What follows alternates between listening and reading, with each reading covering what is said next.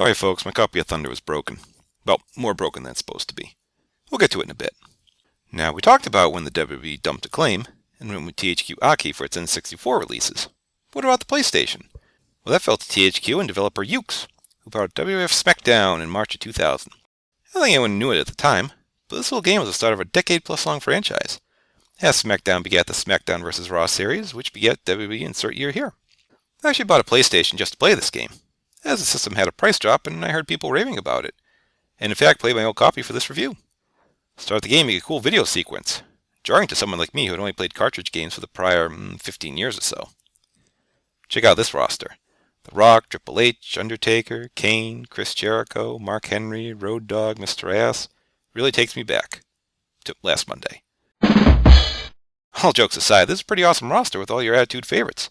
It's pretty much all killer, the only filler being the curious additions of Tori, Deborah, and Paul Bearer. Rest in peace.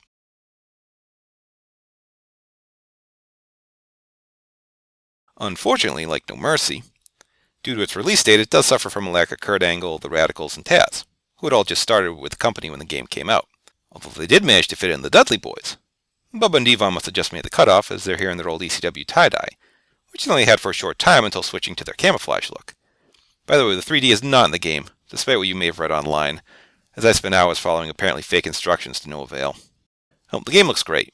Everything's very bright and the wrestlers are all hyper-detailed. Plus they managed to nail actual heights. Big Show is actually bigger than anyone else in the game. The music in the game can be overpowering, but you have the option to turn it down, which is nice, and the actual wrestling sound effects sound great. Maybe the thing I remember most of all, oddly enough, were the entrances. You get full video of the wrestler Titantron playing, with the wrestler walking in place superimposed on top. I'm of two minds here. First, having an entrance without seeing the arena or crowd is just bizarre.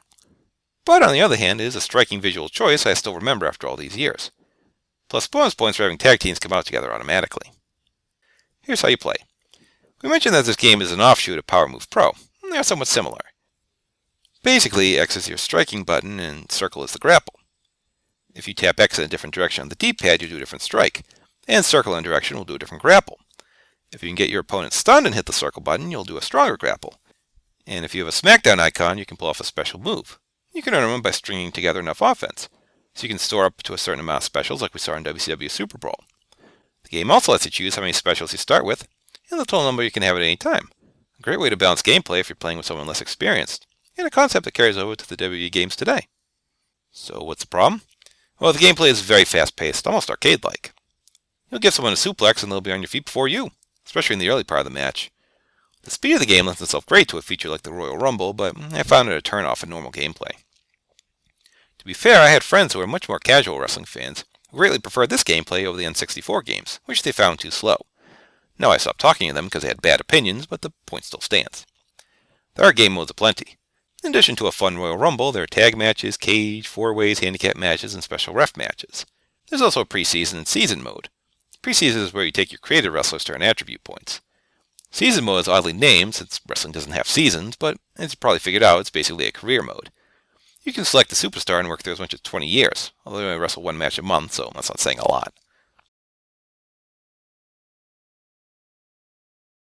Basically, you'll pick someone, wrestle matches, try to climb the rankings, and ultimately win championships. You'll also see cutscenes depicting angles, which often have nothing to do with you. You're presented with full cards, but you can skip to anything not involving your character. I often wonder about those numbers after every match. Were they television ratings? Why we see them after house shows and pay-per-views?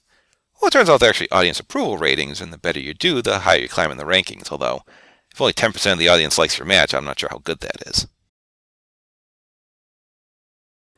As indicated previously, there's a creative wrestler feature, but it's kind of lame.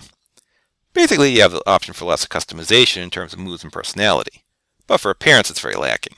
In WrestleMania 2000, they had the faces of all the wrestlers, and you could graft them onto different heads with different haircuts, and often you could come up with a reasonable facsimile of the wrestler you're trying to copy.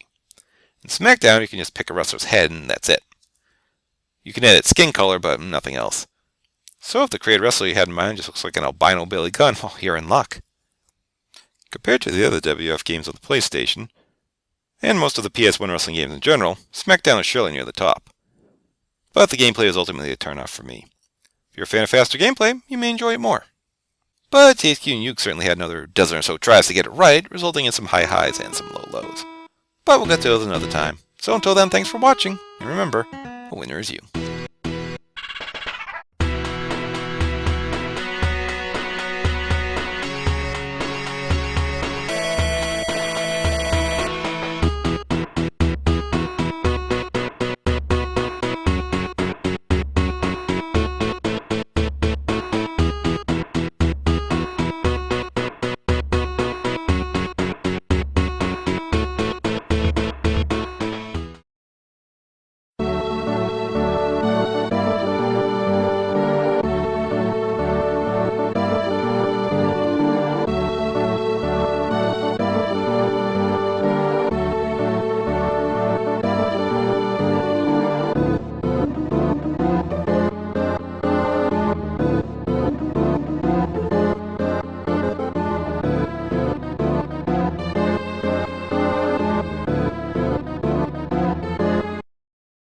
When 15 minutes is not enough for you, go to the brand new interactive PZWrestling.com. Catch up on episodes you may have missed, check out exclusive photos and videos on our Facebook, and join in on the conversation on Twitter and get a free DVD. For all that and much more, follow us on Twitter, like us on Facebook, and subscribe to our YouTube channel, PZWrestling.com. It's a .com.